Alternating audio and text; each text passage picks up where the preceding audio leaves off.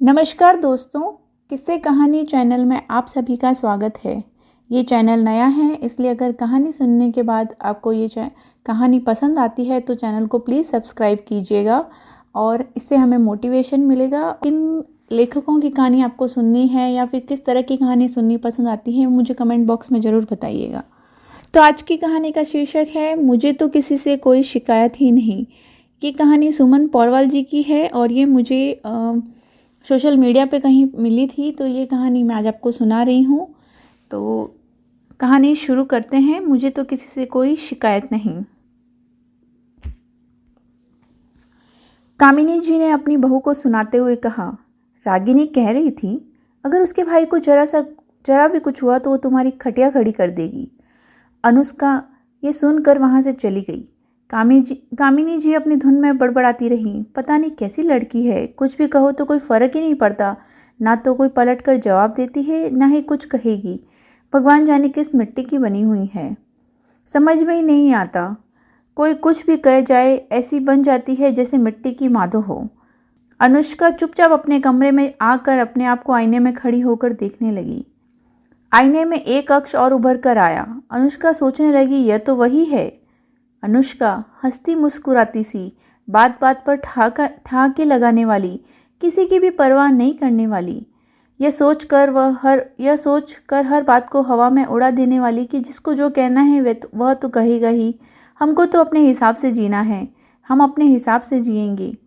शीशे में अपनी ही शक्ल को देखकर एक बार तो वह मुस्कुराई, फिर वापस उदास हो गई। सोचने लगी, मैं क्या से क्या हो गई हूँ। मैं ऐसी तो नहीं थी। लोगों को मुझसे कितनी शिकायतें हैं, फिर भी मुझे किसी से कोई शिकायत नहीं। याद आई बातें जो मम्मी, चाची और दादी ने शादी के कुछ दिन पहले सीधा छुआई वाली रस्म वाले दिन उससे समझाई थी। दादी ने अपनी अनुभवी आंखों से बहुत कुछ समझ लिया था। उसकी ससुराल वाले कैसे हैं, गोद भराई में। दादी कहने लगी, देख छोरी, मेरी एक बात गांठ बांध ले। 1 साल तक अपने ससुराल में सबके रंग ढंग देखना सब कैसे हैं और क्या क्या करते हैं। बिल्कुल चुप रहना, किसी बात का कोई जवाब मत देना। धीरे धीरे तुझे समझ में आ जाएगा कि वहाँ का माहौल कैसा है और लोग कैसे हैं। चाची ने भी अपने ज्ञान का पिटारा खोल दिया और बोली, मैं जब शादी होकर आई थी तो मेरे मायके में गिनती के लोग थे और यहाँ ससुराल में तो पूरे 1 दर्जन।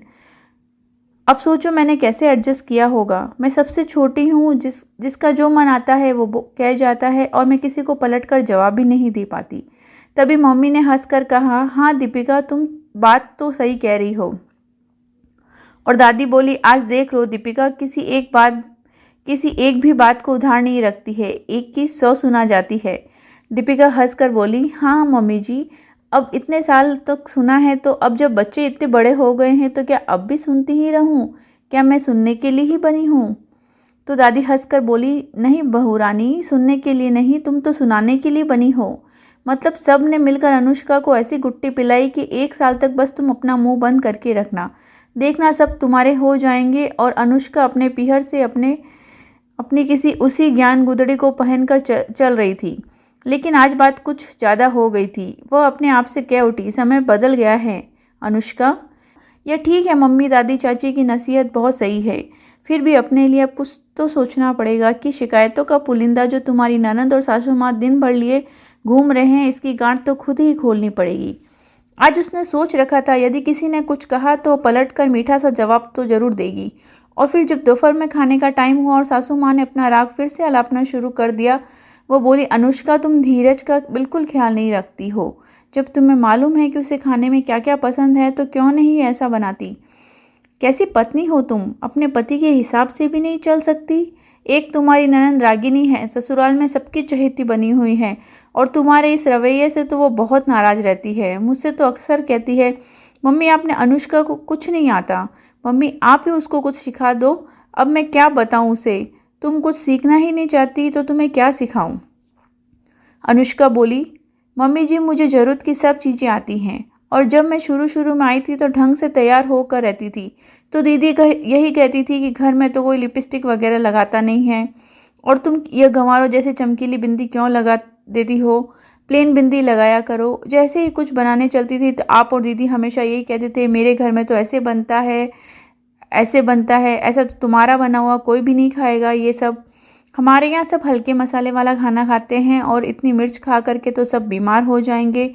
अब आप बताइए मैं क्या करती। और रही धीरज का ध्यान रखने की बात, तो मुझे मालूम है कि उनको कब किस चीज़ की ज़रूरत होती है। आप धीरज से ही पूछ लीजिए, उन्हें मुझसे कोई शिकायत है क्या? अगर कोई शिकायत होगी तो मैं उन्हें दूर करने की कोशिश करूँगी। मम्मी एक बात बताओ, मेरे कुछ ना बोलने का मतलब यह नहीं है कि मुझे कुछ समझ में नहीं आता या मेरे मुंह में ज़बान ही नहीं है। बस मैं तो इसीलिए चुप रहती हूँ कि आप लोगों का लिहाज रहता है। और दीदी से भी कह दीजिएगा कि अगर धीरज उनके भाई हैं तो मेरे भी पति हैं।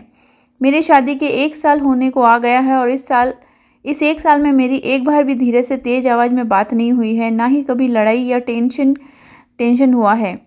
और मैं भी अक्सर सुनती रहती हूँ कि रागिनी दीदी अपने ससुराल वालों की आपसे कितनी बुराई करती है। अब आप बताइए मैं गलत हूँ या सही? यह तो आप ही समझ गई होंगी।